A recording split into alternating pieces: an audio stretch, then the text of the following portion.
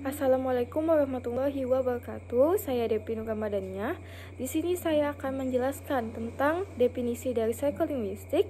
Yang kedua yaitu mengenai elemen-elemen dalam psikolinguistik, dan yang ketiga yaitu menjelaskan mengenai tipe-tipe dalam psikolinguistik. Pertama-tama di sini saya akan menjelaskan mengenai definisi dari psikolinguistik. Jadi, psikolinguistik adalah cabang ilmu pengetahuan yang mempelajari bagaimana bahasa itu diproses di dalam otak manusia yang kemudian dikeluarkan melalui kata-kata atau kalimat, baik itu secara lisan maupun tulisan. Jadi, psikolinguistik ini terdapat 7 bidang ilmu pengetahuannya. Yang pertama, psikolinguistik teori yang berkaitan dengan mental seseorang dalam menggunakan bahasa. Yang kedua yaitu psikolinguistik perkembangan, yaitu yang berkaitan dengan penggunaan bahasa pertama dan bahasa kedua. Yang ketiga yaitu psikolinguistik sosial, yaitu bagaimana lingkungan itu mempengaruhi bahasa seseorang.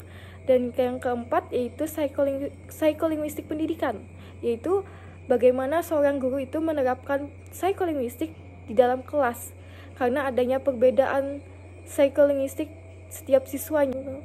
Yang kelima yaitu neuropsikolinguistik, yaitu yang berkaitan dengan pemrosesan bahasa yang dilakukan di luar maupun di dalam otak manusia. Yang keenam yaitu psikolinguistik eksperimental, yaitu yang berkaitan dengan bahasa yang dilakukan secara tindakan, yang dilakukan dengan tindakan seperti itu. Yang ketujuh yaitu psikolinguistik terapan.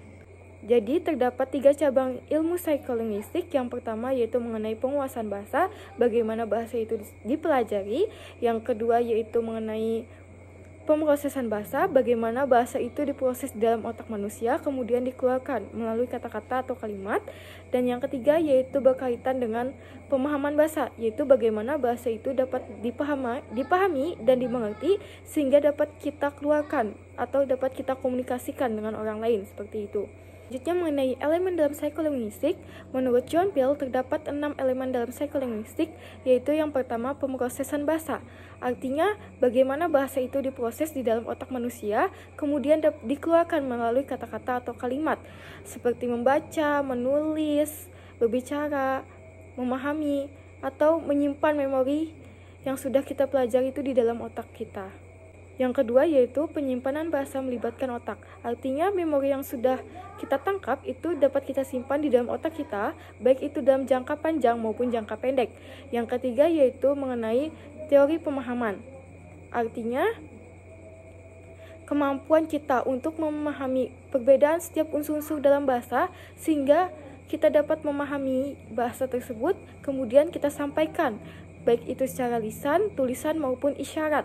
Empat itu bahasa dan otak.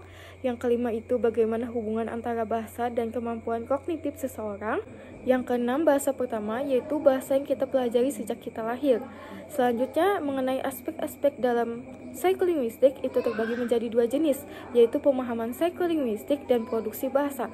Dalam pemahaman psikolinguistik dan pemahaman bahasa, vocabulary sangat penting untuk kita pelajari, karena dengan memahami vocabulary, setiap kata yang diucapkan oleh orang lain itu dapat kita pahami, sehingga dapat kita serapi dalam otak, kemudian kita lakukan tindakan. Contohnya seperti saat kita diperintahkan untuk menutup pintu, tutup pintunya, maka kita akan memproses setiap kata yang diucapkan oleh orang tersebut, kemudian kita lakukan dengan cara tindakan, dengan cara menutup pintu tersebut, seperti itu.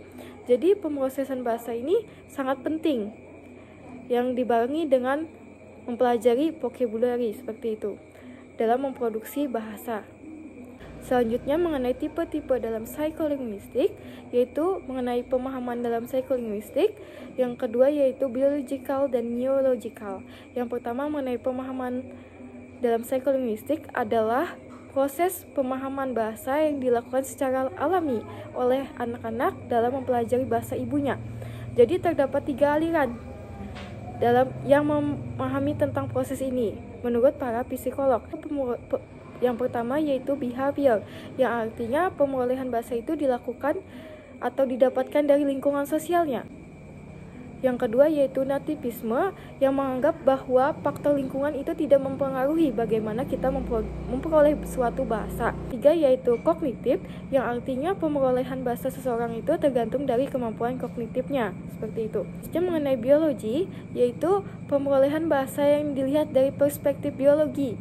Artinya pemerolehan bahasa yang kita dapatkan itu melalui alamnya. Contohnya seperti pemrosesan bahasa yang dilakukan oleh manusia dan simpase, yang dimana jika kita lihat pemerolehan bahasa yang dilakukan oleh manusia dan simpase itu sangat berbeda. Ada perbedaan di antara keduanya. Selanjutnya mengenai neurological, yaitu bagaimana bahasa itu dipelajari di dalam maupun di luar otak manusia. Seperti itu. Di dalam neurological ini juga